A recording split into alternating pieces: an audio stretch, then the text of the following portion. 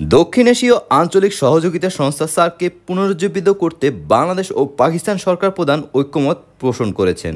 একই সঙ্গে বিভিন্ন ক্ষেত্রে সহযোগিতা বাড়াতে বাংলাদেশ ও পাকিস্তানের তাদের সম্পর্কের ক্ষেত্রে একটি নতুন পৃষ্ঠা খোলা উচিত বলেও মনে করেন পাকিস্তান। বুধবার স্থানীয় সময় সকালে জাতিসংঘের সদর দপ্তর নিউ ইয়র্কে বাংলাদেশের প্রধান উপদেষ্টা ডক্টর মোহাম্মদ ইউনূসের সাথে সৌজন্য সাক্ষাৎ করেন পাকিস্তানের প্রধানমন্ত্রী শেহবাজ শরীফ। এ সময় দুই দেশের সরকার প্রধান দক্ষিণ এশিয়ায় আঞ্চলিক সহযোগিতার শীর্ষ প্ল্যাটফর্ম হিসেবে সার্কের পুনরুজ্জীবনের আহ্বান জানান। নিউ ইয়র্কের জাতিসংঘ সদর দপ্তরে জাতিসংঘ সাধারণ পরিষদের বৈঠকের ফাঁকে পাকিস্তানের প্রধানমন্ত্রী শেহবাজ শরীফের সাথে দেখা করেন প্রধান উপদেষ্টা ডক্টর মোহাম্মদ ইউনূস।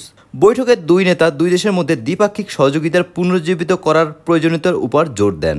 প্রধান উপদেষ্টা অধ্যাপক ইউনূস বলেন, সার্ককে পুনরুজ্জীবিত করার জন্য পাকিস্তানের সমর্থন প্রয়োজন। শেহবাজ শরীফ এই উদ্যোগের জন্য তার সমর্থনের প্রতিশ্রুতি দিয়েছেন এবং দেশগুলিকে আঞ্চলিক প্ল্যাটফর্মকে পুনরুজ্জীবিত করার জন্য ধাপে ধাপে এগিয়ে যাওয়ার পরামর্শ দেন।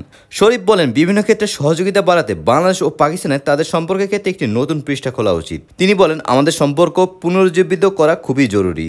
শরীফ বাংলাদেশের টেক্সটাইল ও চামড়া খাতে বিনিয়োগে পাকিস্তানের আগ্রহ প্রকাশ করেন। প্রধান উপদেষ্টা ডক্টর ইউনূস দুই দেশের মধ্যে যুব কর্মসূচি বিনিময়ের প্রস্তাব করেন। দুই দেশের পররাষ্ট্র সচিব পর্যায়ে আলোচনা নবায়ন ও দুই দেশের মধ্যে যৌথ কমিশন পুনরায় সক্রিয় করার বিষয়ে আলোচনা করা হয়েছে। আলোচনাকালে পররাষ্ট্র উপদেষ্টা তৌহিদ হোসেন উপস্থিত ছিলেন। উল্লেখ্য, 2016 সালে পাকিস্তানের 19তম সার্ক সম্মেলন হওয়ার কথা ছিল, কিন্তু ভারত সেখানে বাদ বেঁধেছে।